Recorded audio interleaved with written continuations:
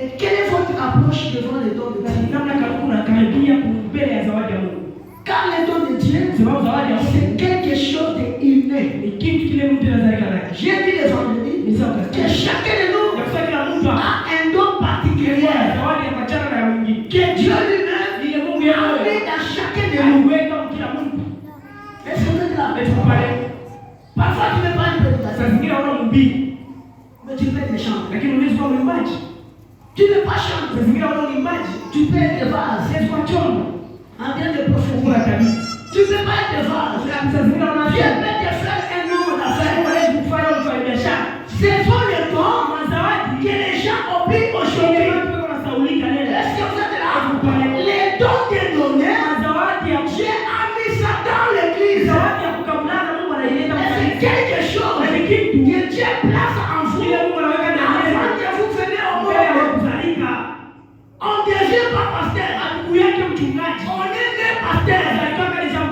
Est-ce que vous êtes là? On ne devient pas chanteur. On est né chanteur. Chaque don qui est dans Daniel, c'est inné. C'est pourquoi, si vous avez écouté la Jérémie, il y a une discussion entre Jérémie et l'Éternel. Jérémie était encore enfant. À 15 ans, Dieu l'a appelé pour que Jérémie soit un prophète, pour que Jérémie accomplisse une mission. Jérémie a commencé à douter concernant son âge. Pourquoi un enfant comme ça? Qu'est-ce que je dirais? Dieu a dit à Jérémie, tu n'es pas enfant. Avant que tu sois né, je te connaissais. Avant que tu puisses sortir dans les seins de ta mère, je t'avais consacré prophète des nations. C'est la prédestination. Moi, je vais lui faire la langue parce que j'ai beaucoup à lire. Je vais retourner un peu en arrière. Dans la prochaine intitulée, alors quand les jours suivront, il reconnaîtra. Il reconnaîtra. C'est paragraphe 205. Frère Ram dit, c'est juste comme le mot prédestiné. C'est un mot qui dérange. Je l'ai lisé, je l'ai utilisé il y a quelques minutes. Et je me suis ressaisi parce que je sentais un peu de la verse. Beaucoup de gens ne croient pas dans la prédestination. Est-ce que vous êtes là? Écoutez quelque chose. Comme nous sommes ce matin, ce n'est pas une hasard. Ce n'est pas presque devant Dieu. Dieu connaissait que ce matin, nous tous nous serons ici. Est-ce que vous êtes là? Même l'endroit où l'église est passée, ce n'est pas par l'effort de quelqu'un. Dieu savait que un jour, cette église sera ici. Ce même personne viendra ici pour m'adorer.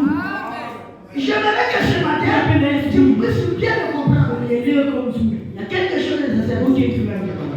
Frère, la prédestination, c'est un mot qui dérange. À vrai dire, c'est la préscience. C'est la préscience de Dieu. Si Dieu est Dieu, il ne peut pas faire quelque chose de hasard. Frère, tout ce que tu fais, les bons ou les mal, avant que tu puisses le faire, Dieu connaissait. Est-ce que vous comprenez? Tout ce que tu fais, bien avant que tu puisses le faire, Dieu le connaissait. S'il ne le connaissait pas, il n'est pas caché dans mon goût. Dieu sait d'avance qui voudra et qui ne voudra pas. Même ce matin, ta présence ici pas. Dieu sait pourquoi tu es venu. Dieu sait que celui-là est venu pour critiquer. Celui-là est venu pour m'adorer. Celui-là est venu pour m'honorer. Notre présence ici, ce n'est pas hasard. Ainsi donc, il peut prédestiner par sa présence. C'est la raison pour laquelle il sait qui voudrait et qui ne voudra pas. Vous voyez, il ne veut pas qu'aucune périsse. Dieu ne veut pas que personne soit. La mort d'un pécheur, Dieu n'aime pas. La mort d'un pécheur. Pourquoi quand tu passes à la route, tu trouves les gens en train de lapider quelqu'un, un voleur, un sorcier, ou un fils de Dieu, ne prend pas un piège, faire la même chose. Dis-toi qu'elle n'est pas. Allez prier pour cet homme. Parce que Dieu ne fait pas la mort d'un pécheur. Ne pense pas quand tu fais la même chose avec les autres. Dieu applaudit. Non, il n'applaudit pas. Non, parce que c'est un voleur. Il est en train de briller. Mais il sait qui périra. Est-ce que vous dites? Même quand nous sommes quand Judas s'était né, Dieu savait que Judas c'est le fils de la perdition. Est-ce que vous êtes là? Oui, Dieu le savait. Judas avait sa mission accomplie. C'est pourquoi il était prédestiné. Le fils de la rébellion. Un traître. Est-ce que vous êtes là? Et même dans le message, il y a des traîtres. Oui, dans chaque ministère, il y a des gens qui viennent pour décourager. Sinon, alors il n'était pas Dieu. Il doit être tout autant omnipotent, omniprésent, voyez, omniscient, omniprésent, omnipotent, infini. Est-ce que vous comprenez? Dieu n'a pas le commencement de la vie. C'est pourquoi tout ce qui se passe sur la terre, avant qu'elle s'arrive, Dieu voit, Dieu connaît le début et la fin. C'est pourquoi il ne fallait pas décourager. Parce que Dieu est ici. Dieu savait c'est sa volonté. Ce n'est pas des efforts. Ce n'est pas ta volonté. C'est la présence de Dieu.